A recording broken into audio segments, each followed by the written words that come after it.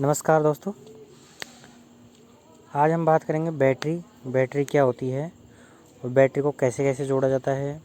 Battery की voltage क्या होती है, बैटरी की कैसे लगाए तो कितना वोल्टेज मिलेगा, श्रेणी क्रम में जोड़े तो कितना वोल्टेज और समांतर क्रम में कितना वोल्टेज, इसके बारे में आपको इस वीडियो के माध्यम से मैं बताऊंगा।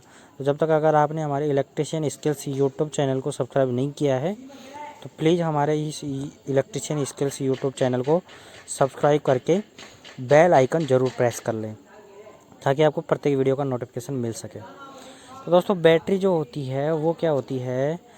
बैटरी आपको पता है, ये सभी लोग यूज़ करते हैं, अपने फ़ोन के अंदर भी बैटरी होती है। तो ये कैसे बनी होती है, ये दोस्तों ये सेल होते हैं। इन सेल के जो समूह होते हैं, सेल के समूह को मिल कर के एक बैटरी का निर्माण करते हैं। अब सेलों को कई प्रकार से जोड़ा जा सकता है, जैसे कि श्रेणी क्रम संयोजन, समांतर क्रम संयोजन या श्रेणी और समांतर दोनों क्रम संयोजन। तो इस प्रकार से सेल जोड़ करके एक बैटरी का निर्माण करते हैं, जिसे हम बैटरी कहते हैं। बैटरी वो होती है दोस्तों जिसको हम बार बार चार्ज कर सकते हैं और डिस्चार्ज कर सकते हैं। मतलब चार्ज किया, यूज़ किया, फिर चार्ज किया, फिर यूज़ किया, फिर चार्ज किया। तो ये होता है बैटरी का वर्किंग। अब आता है दोस्तों, बैटरी को कौन कौन से क्रम होते हैं जिनके अंदर लगाया जाता है। एक होता है श्रेणी क्रम संयोजन, सीरीज कॉम्बिनेशन जिसको हम बोलते हैं। एक होता है पैरेलल कॉम्बिनेशन जिसको हम बोलते हैं समांतर क्रम संयोजन। एक होता है mix combination. Mixed combination means जिसके अंदर आता है श्रेणी क्रम संयोजन और समांतर क्रम संयोजन, ये दोनों ही।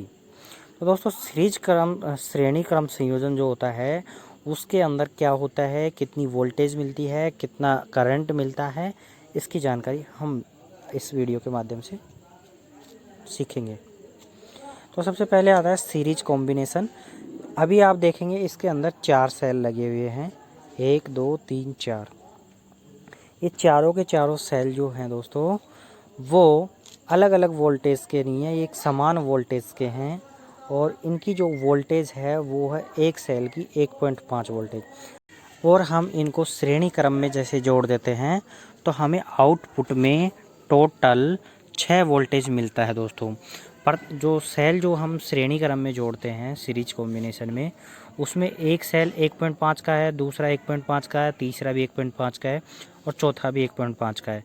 तो ऐसे अगर हम सबकी वोल्टेज जोड़ दें तो वो हमें आउटपुट में मिल जाता है। समांतर क्रम संयोजन में कुछ अलग होता है, उसकी बाद में जानकारी मैं आपको दूंगा। और 2 सेल अभी आप देखेंगे साइड में 1.5 वोल्टेज 1 एम्पियर, 1.5 वोल्ट 1 एम्पियर के जुड़े हुए हैं। ये दोनों सेल समान वोल्टेज के और समान एम्पियर के हैं। अभी आप देखेंगे इन्हें दोनों को श्रेणी क्रम संयोजन में जोड़ा हुआ है। प्लस वाले और नेगेटिव टर्मिनल, पॉजिटिव टर्मिनल और नेगेटिव टर्मिनल सेल का, नेगेटिव टर्मिनल पॉजिटिव टर्मिनल से और पॉजिटिव टर्मिनल आउटपुट में निकाला हुआ है और सेल का दूसरे सेल का नेगेटिव टर्मिनल हमने आउटपुट में निकाल दिया है। तो दोस्तों, सेल का जो श्रेणी क्रम संयोजन में सेल को हम जोड़ते हैं वो पॉजिटिव से नेगेटिव और नेगेटिव से पॉजिटिव, इस प्रकार से ये सेलों का संयोजन जुड़ा हुआ होता है। तो इसमें हम देखेंगे दोनों सेल समान मान के हैं, लेकिन इनकी जो वोल्टेज है वो 1.5 वोल्टेज है और एम्पियर जो है वो 1 एम्पियर है। और हमें आउटपुट में कितना मिल रहा है, 3 वोल्टेज, क्योंकि श्रेणी क्रम संयोजन में वोल्टेज जो है वो जुड़ जाता है। और अगर हम धारा की बात करें तो धारा इसके अंदर होती है समान और वोल्टेज मिल जाता है हमें बढ़ करके। तो दोस्तों, ये था श्रेणी क्रम संयोजन। आइए हम इसके कुछ फैक्ट्स हैं उनके बारे में और डिस्कस करते हैं। तो दोस्तों, श्रेणी क्रम संयोजन के अंदर करंट जो होता है वो इक्वल होता है। मैंने अभी आपको जानकारी दी थी पिछले वाले स्लाइड्स के अंदर कि जो श्रेणी क्रम संयोजन होता है उसके अंदर धारा जो होती है वो समान होती है।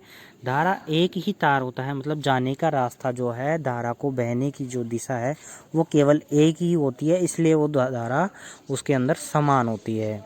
और वोल्टेज जो था दोस्तों वो हमें क्या था, बढ़ करके मिल रहा था। तो श्रेणी क्रम संयोजन के अंदर 2 चीज़ें होती है, करंट इक्वल होता है और वोल्टेज बढ़ के मिलता है, मतलब असमान होता है।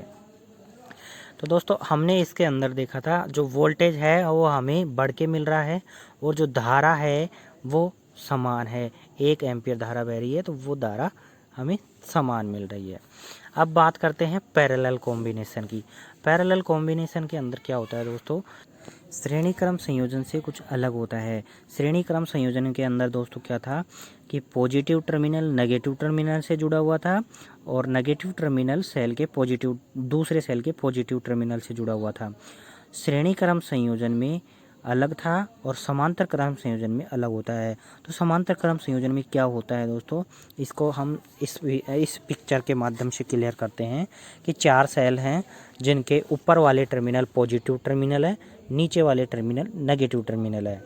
तो दोस्तों 4 पॉजिटिव टर्मिनल चारों एक ही वायर के थ्रू जुड़े हुए हैं। इसका यह मतलब है कि समांतर क्रम संयोजन के अंदर पॉजिटिव टर्मिनल पॉजिटिव से जुड़ा रहेगा और नेगेटिव टर्मिनल नेगेटिव से जुड़ा रहेगा।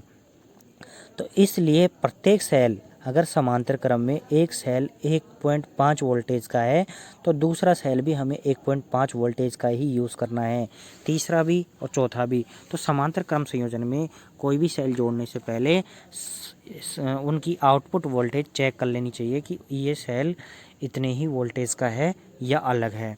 अगर अलग है तो वो हमें यूज़ नहीं करना चाहिए।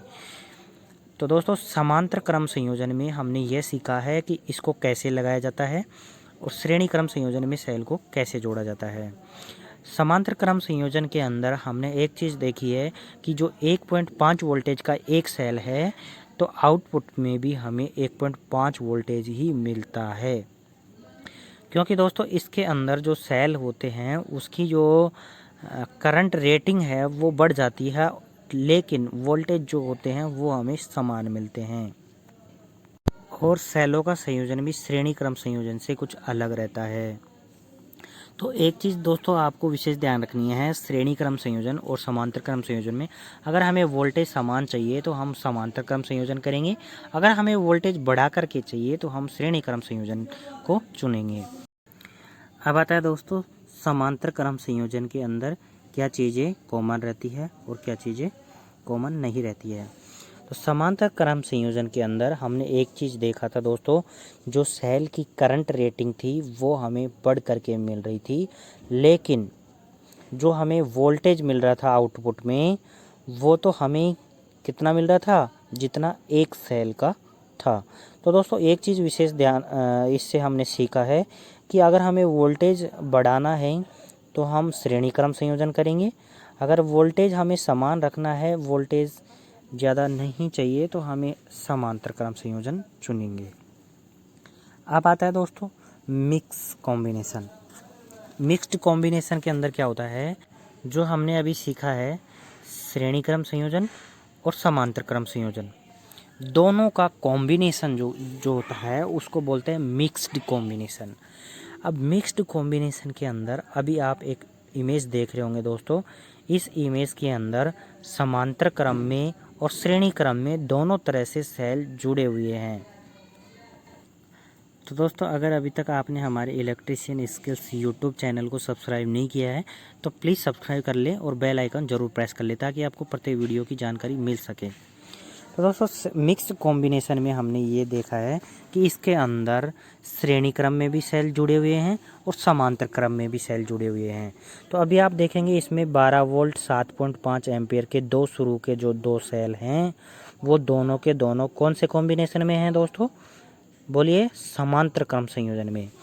और उसके बाद में जो 4 सेल हैं 6-6 वोल्ट के, वो दोनों के दोनों मतलब पहले 2 और फिर लास्ट के 2, जो पहले के जो 2 सेल हैं 6 वोल्ट और 6 वोल्ट, इनके जो टर्मिनल जुड़े हुए हैं इन पे थोड़ा सा फोकस करते हैं दोस्तों।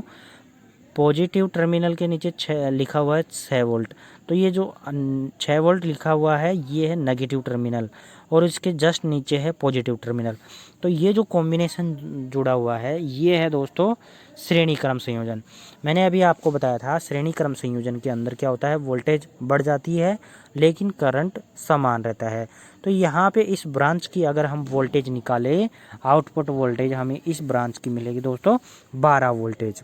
और इसी प्रकार दूसरी ब्रांच की हम बात करें तो उसमें भी 6-6 वोल्ट के 2 सेल हैं, तो इसकी भी आउटपुट 12 वोल्टेज होगी।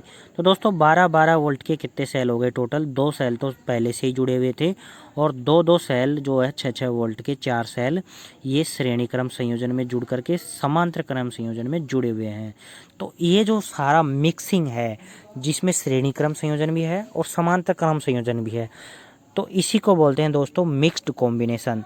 तो अगर हम इसके टोटल आउटपुट की बात करें तो इसका टोटल आउटपुट मिलेगा दोस्तों 12 वोल्टेज।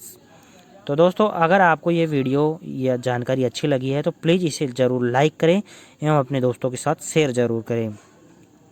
और अगर अभी तक आपने हमारे चैनल को सब्सक्राइब नहीं किया है तो प्लीज़ हमारे चैनल को सब्सक्राइब कर लें एवं बेल आइकन ज़रूर प्रेस कर लें। धन्यवाद दोस्तों। और अभी तक आपने इस टॉपिक से रिलेटेड और वीडियो नहीं देखे हैं तो प्लीज़ हमारे प्लेलिस्ट में जा कर के ITI की और भी वीडियो देख सकते हो। धन्यवाद।